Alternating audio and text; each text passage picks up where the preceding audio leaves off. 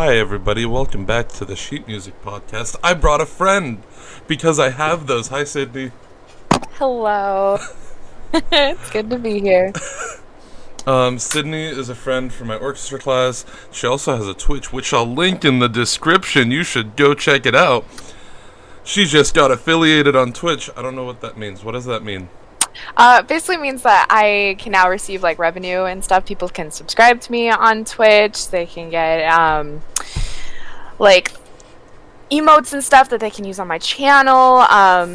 Various things like that. So basically, long story short, I can get a revenue and like some pocket change to kind of reinvest into my Twitch channel. Money. Alright, so today we were going to talk about music-related things, because, Sydney, okay, you told me, and then I forgot what the specific word was. Music composition major? Yes, music composition major. More specifically towards media composition, like video game scoring and film scoring. Nice.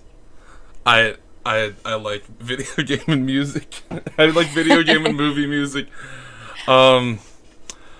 I mean, if we go back to the first podcast I did, I talked about my favorite movie series, and like my top 5 favorite movie series. I don't know. What are some of your favorite like movie soundtracks or video game soundtracks? I would have to say, so if we're talking about movie soundtracks, one of my favorite is definitely Moana. Even though it's definitely Americanized, it uses a lot of like Polynesian elements, which I think is ridiculously cool. Not only do they use the Samoan language in the music, but it also has like such a cool beat to it, but it's also very heart-wrenching at times. And I really like the fact that they actually used like Polynesian actors and singers, etc., etc. So it really made the movie diverse and as it should be, in my opinion, at least. Another one of my favorite film scores would probably have to be like Pirates of the Caribbean. Hans Zimmer does a fantastic job with it because he just makes some of like the coolest bops with it. I would back before COVID hit, I would drive to school and just absolutely blast Pirates of the Caribbean in my truck to get inspiration for my own music. So I would say those would probably be like my top 2 film score soundtracks. In terms of video games, one of my absolute favorites right now is Ori and the Will of the Wisps. Gareth Coker does a fantastic job with using the main theme that he wrote for the original game. Or actually, he wrote it for the definitive edition of Ori and the Blind Forest. So when the initial game released, it really didn't have a main theme. Then the definitive edition released. That's when they kind of made all this extra music and made it very like full and fleshed out.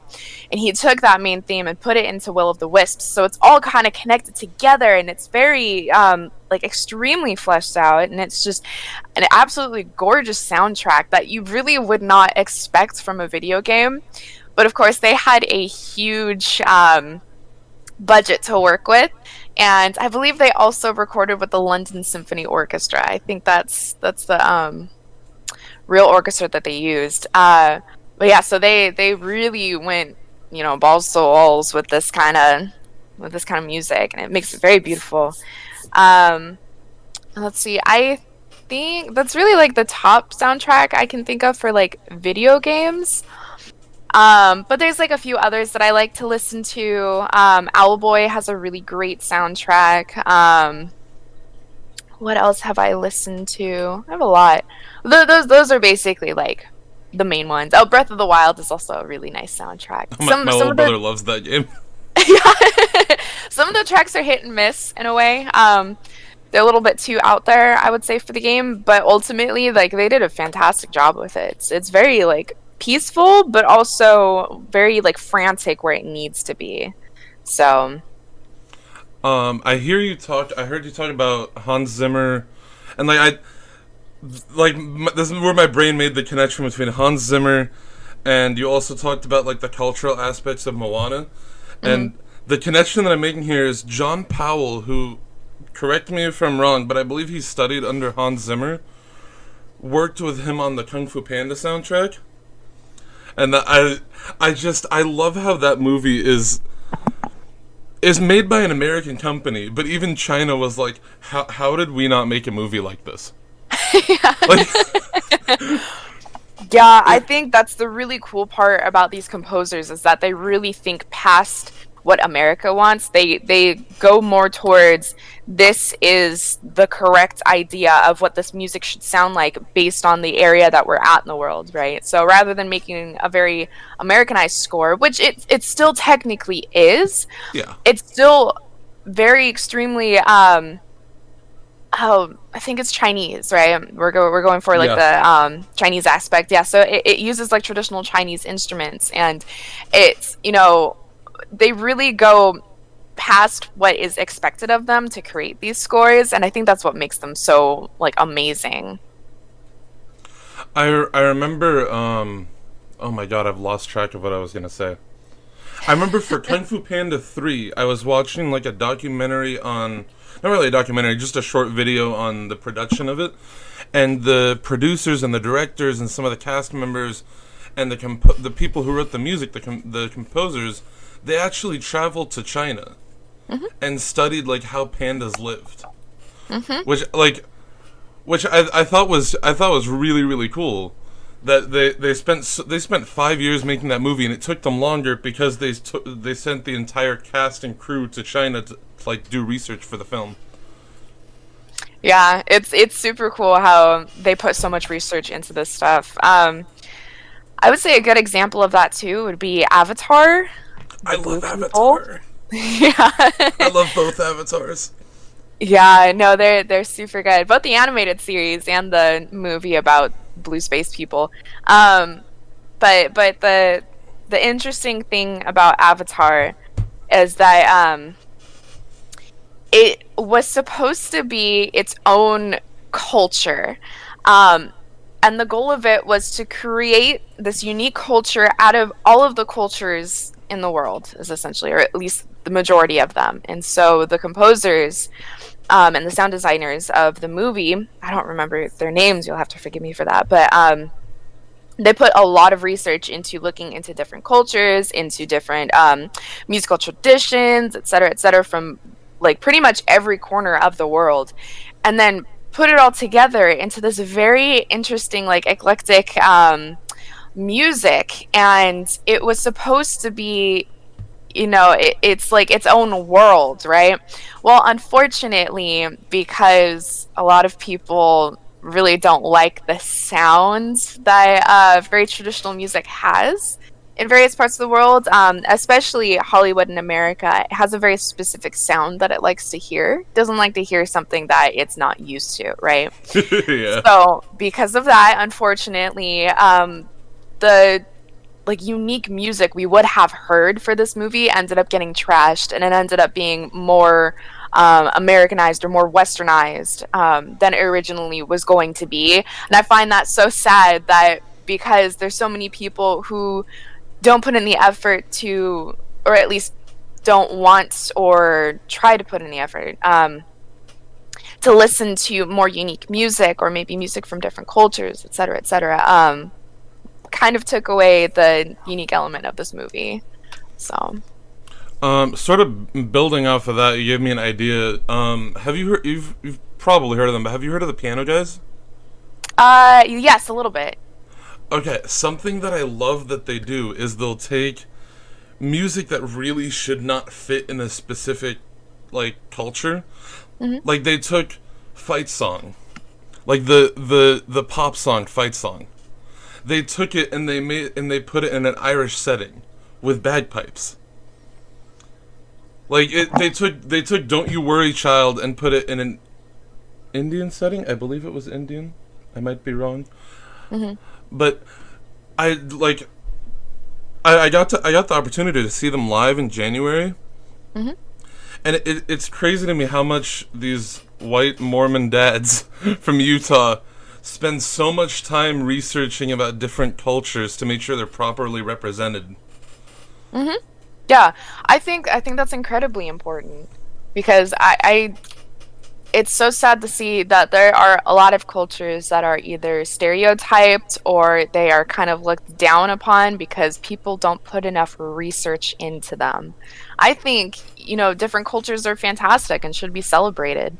And of course, there's negative parts to every culture, be it looking down on women or looking down on the LGBTQ community or, et cetera, that kind of stuff. You're going to find it in pretty much every culture,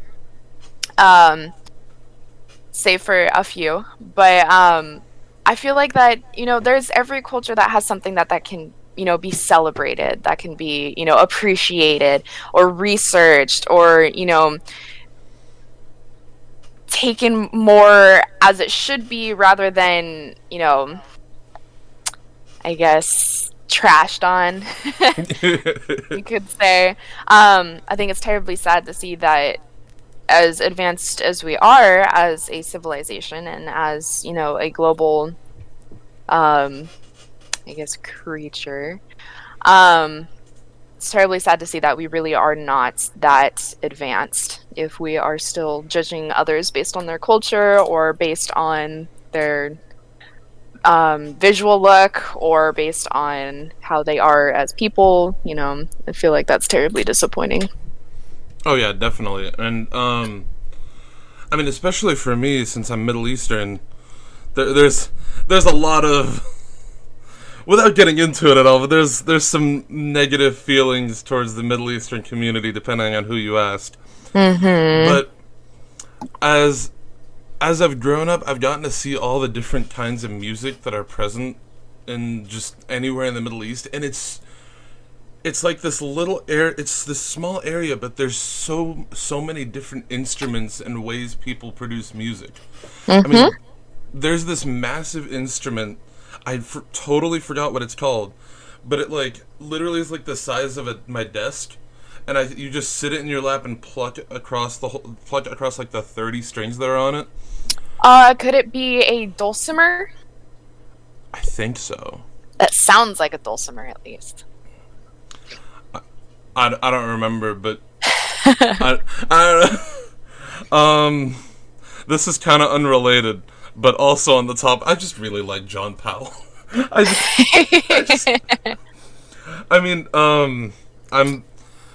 unapologetically an extremely big fan of the How to Train Your Dragon franchise. Oh, I love that franchise. They have an amazing soundtrack that just gives me chills every time I listen to it. It is so good. My junior year of high school, it was my orchestra teacher's last year, and I walked up to him on the first day of class, and I'm like, we're playing How to Train Your Dragon music. I sat there, I'm like, I'm not leaving your office until you pull up How to Train Your Dragon music. I will pay for it if you need me to. But How to Train Your Dragon music. This man went out and found How to Train Your Dragon music where the violas had the melody the whole time. We're sitting there in our orchestra winds class with the full band behind us, and I'm just ripping the melody for the movies, and he just looks at me like, hey. Super cool. I ended up watching the third one 5 times in theaters. Dang. 2 of them were free, and one of them was on $5 Tuesday. Oh, but nice. I did watch it 5 times in theaters. It was the reason why I didn't see Captain Marvel or anything else that came out that month. Yeah, I haven't watched Captain Marvel yet. I really the Marvel movies are great, don't get me wrong. They're a little overrated in my opinion sometimes. The music is great. Oh yeah. But nah. Well, the music's gotten better. It started out kind of eh. Yeah, definitely. There's been, especially in the Avengers movies, because they brought on Alan Silvestri to do the Avengers movies. Those movies have really good music, but a lot of the other ones are kind of eh. Yeah, they're I mean, better than what I can write for sure, because I'm still a very new composer.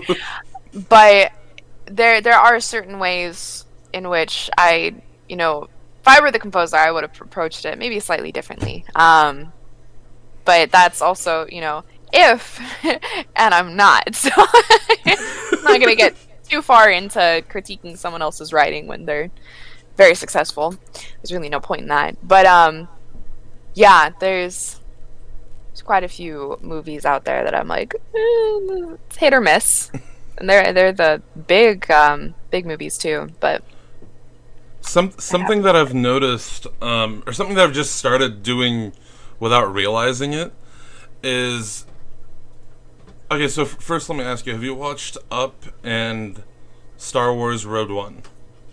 I've watched Up, but I have not watched Rogue One. Okay, so you'll still be able to get what I'm saying. The main theme in Up, or there's the whole soundtrack in Up, is written by Michael Giacchino. And the main theme in Up, like the same like 3 arching notes, or I guess it's like 4. In Rogue One, there's like towards the end of the movie, there's a much like sadder scene with like really slow music. It's the same melody. It's like I was watching the movie in theaters and I'm like, ah! It's the same melody. He took the same melody and like retasked it to be a lot sadder and a lot darker. Yeah. Oh, sorry. No, you're good. You're good. Go ahead. Yeah, it's interesting because since, let's see, Disney owns Pixar now, right? Yeah. Yeah, so since Up is technically in that sense a Disney movie, he can really like reuse that stuff. As long as Disney owns it, they can pretty much use whatever they want. It's kind of like in Nintendo, where like the Legend of Zelda series has its own main theme, right? But there's different composers for, various games. There might be one main composer, right? But for like some offshoot games or maybe a smaller Legend of Zelda games, there's going to be a different composer in it. But they use the same main theme, right? And it's just because it's licensed by the company, so they can use it pretty much anywhere. So that's why it makes sense that you can hear the same melody in Rogue One that's probably slightly different, but very similar. It's because it really doesn't matter. They can use whatever they want as long as they own it, right? So yeah. Another cultural thing. Oh my god, I had the words were there and then my brain just There's a composer.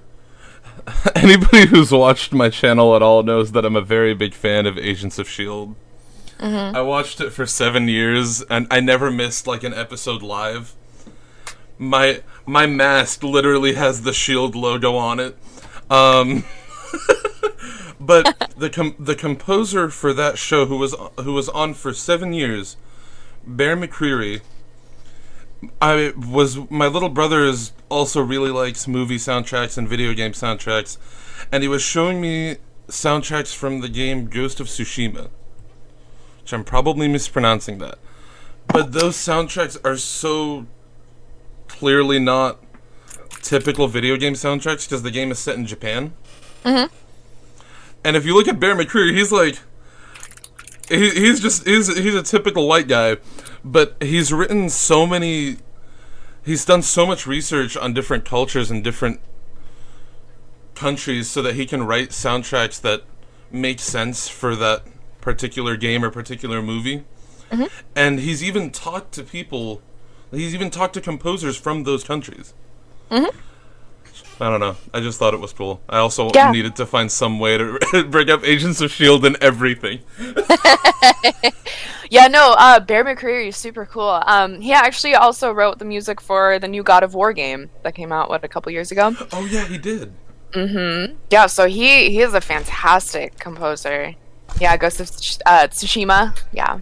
I feel like he's really underrated, too, because I've mentioned him to, like, people, and they're like, oh, who's that? I don't know who that is. And I'm like, he's awesome. Yeah, I think what's interesting is that people really, unless it's like a movie, I find, or a movie or a super mainstream video game, like Legend of Zelda and stuff, or just like the Mario series, etc., etc. Like Koji Kondo is a huge name, right? Pretty much everybody knows who Koji Kondo is. But like when it comes to, oh, you don't know who Koji Kondo is? I don't know who that is. Oh no! Koji Kondo is a huge Nintendo composer. Did a lot of Mario games. Pretty much, I think the majority. Yeah, so a huge part of the Super Mario series, the Legend of Zelda series, he was a big part of. So he put in a lot of work towards these games, and was part of a lot of supporting roles for like other games too. So he's a huge composer in the video game world. Um, but I think it's really interesting is that when people play video games, they're like, "Wow, this soundtrack is amazing." But they don't go, "Oh, who wrote it?" Right? Yeah. So, like, for me, when I was playing Ori and the Will of the Wisps, I was like, God, this soundtrack is amazing. Who wrote it? And it was Gareth Coker. And I tried to contact him because I was like, this is such an amazing soundtrack. I want to know, what his compositional process is, and what he went through to create such a beautiful soundtrack, and like what music means to him as a composer.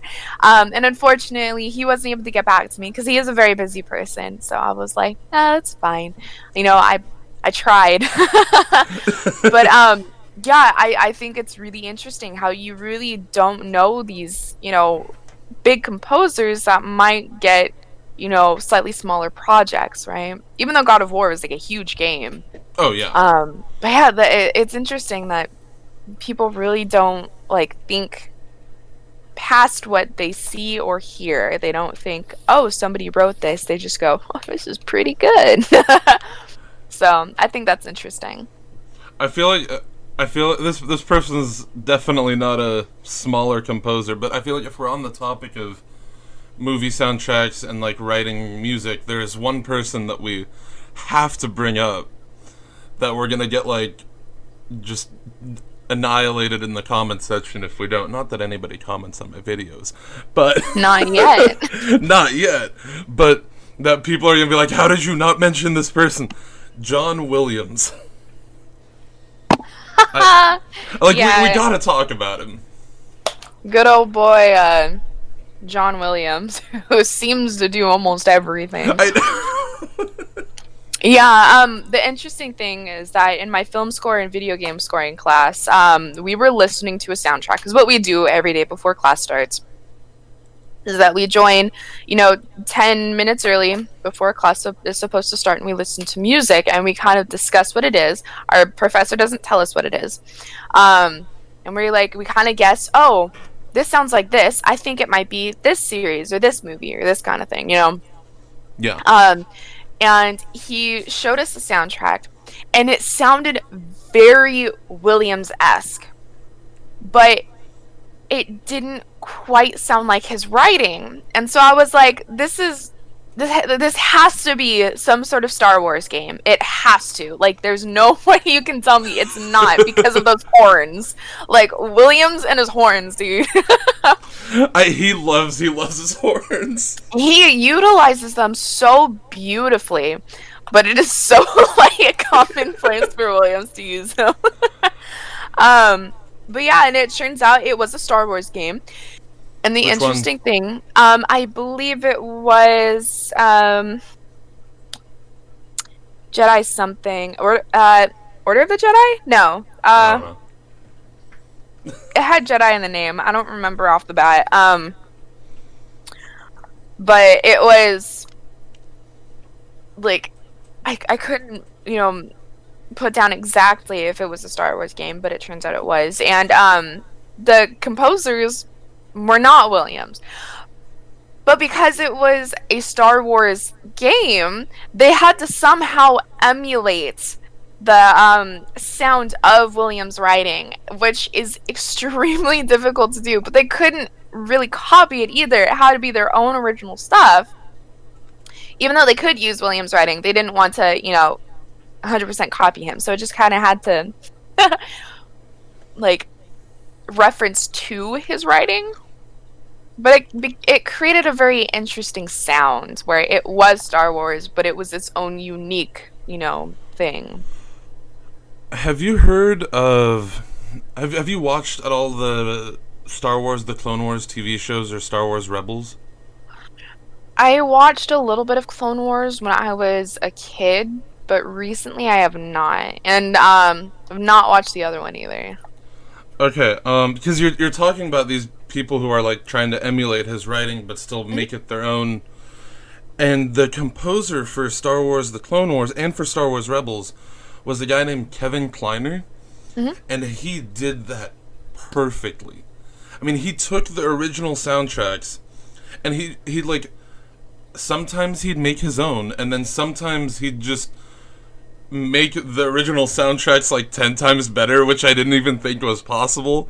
But I just, he's such an underrated person, because that's really the biggest thing that he's written music for, is the Clone Wars series. But like, I don't, you were talking about the video game composers, and that's what dinged the bell in my brain. I think it's incredibly difficult to try to emulate someone else's writing, which is why I think it's really cool that people are able to do it. Like, I think a great example actually is Untitled Goose Game. And it's interesting because you wouldn't think, really, right? But the menu music for it is literally like Debussy's Arabesque, but just kind of like its own thing. So like, you'll listen to it and you're like, yo, that's Debussy. But then you're like, wait, that's not Debussy. Like, it's romantic, but like, it's its own like piece, right? Super interesting. I thought it was really cool. I just love that that's the game. That was the last game I was expecting you to say. Yeah, so this game about a goose that's kind of a jerk. Yeah, but a great example of using someone else's writing for like inspiration for your own. Yeah. Speaking of that, and also speaking of John Williams, see, this is how my brain works. Like, someone will say something and my brain will just be like, oh, nope, this random thing that sort of doesn't really have anything to do with the conversation. This is what you're going to hone in on.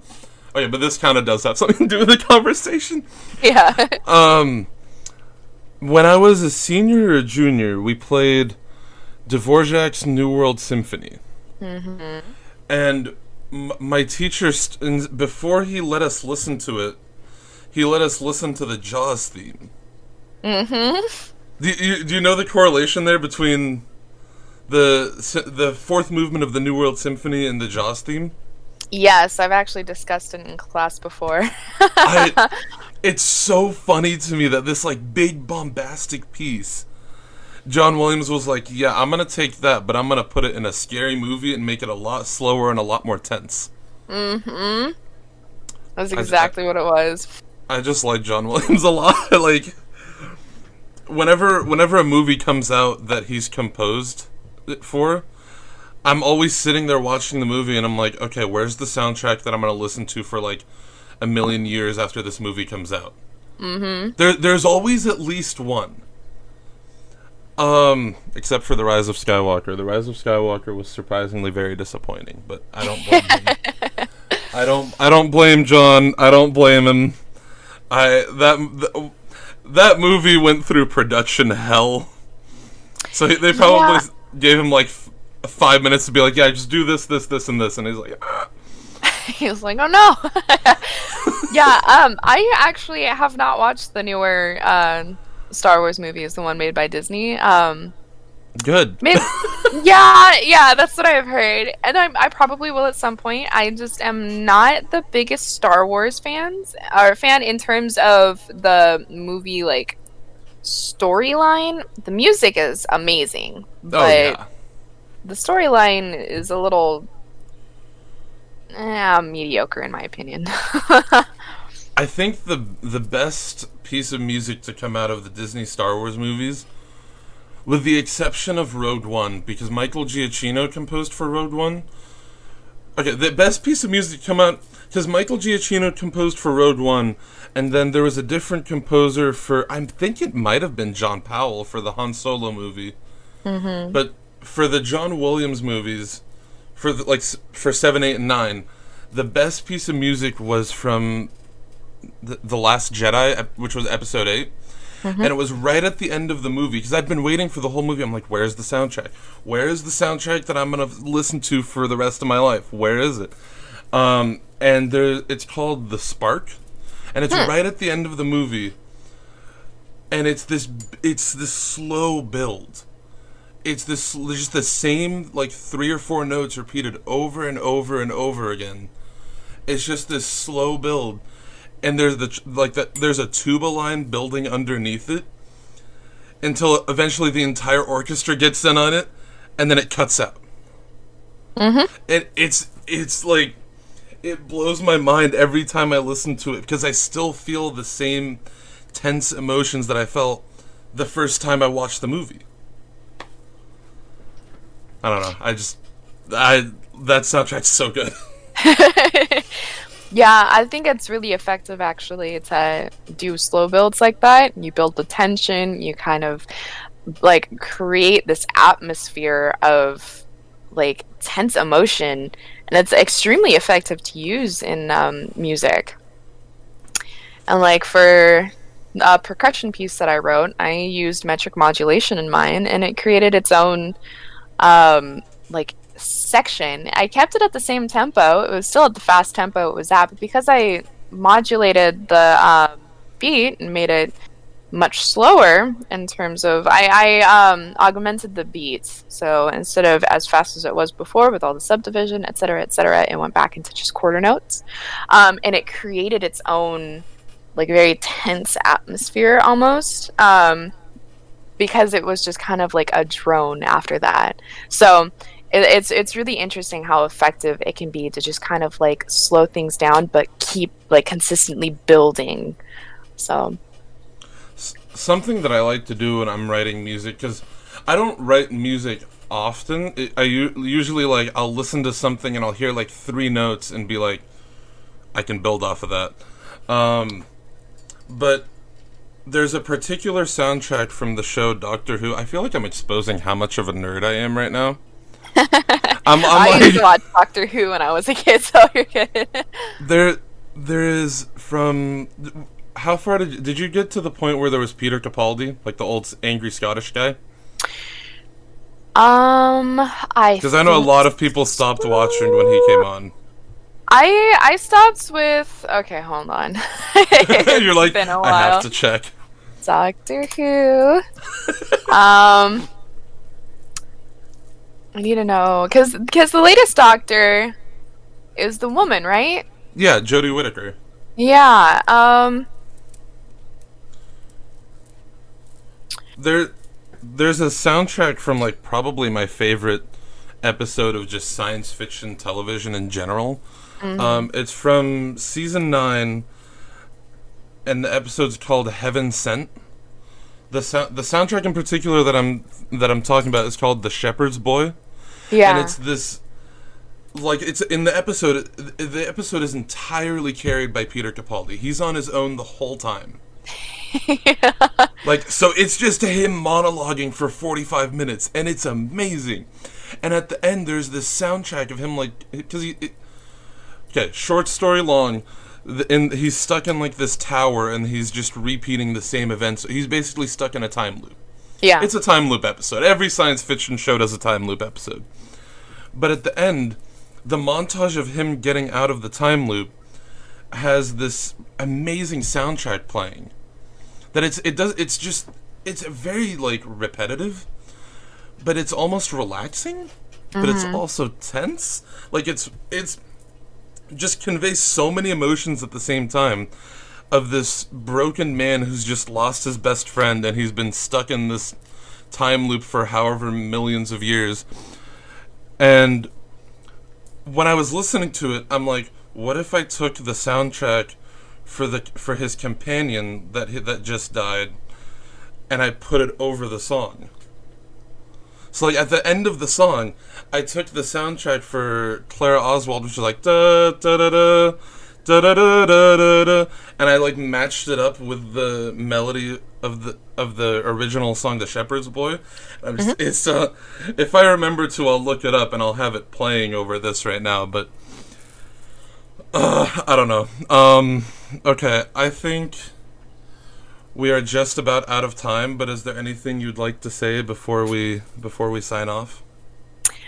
I don't think so. Nothing comes to mind. We talked about a good decent amount of music related stuff. plug your Twitch channel. Yeah. You guys want to follow me on Twitch and watch me play games not very well, you can follow me at twitch.tv/sadn3y. That's spelled sadn3y. You guys can check me out. I'm a very new affiliate, so very exciting. And I do plan to do piano streams, which will really just be me kind of tinkering on piano, maybe talking to chat. You guys will just pretty much watch me practice music. But I've heard from plenty of people that they would love to see stuff like that. So if you guys would like to check that out, you can always stop by. Alright, everybody, this has been the Sheet Music Podcast. I don't know when I think this episode is going up on Thursday the 29th, because I'm trying to do these like once a week. But I don't know, maybe I'll get bored and upload it early. Have a good day, bye!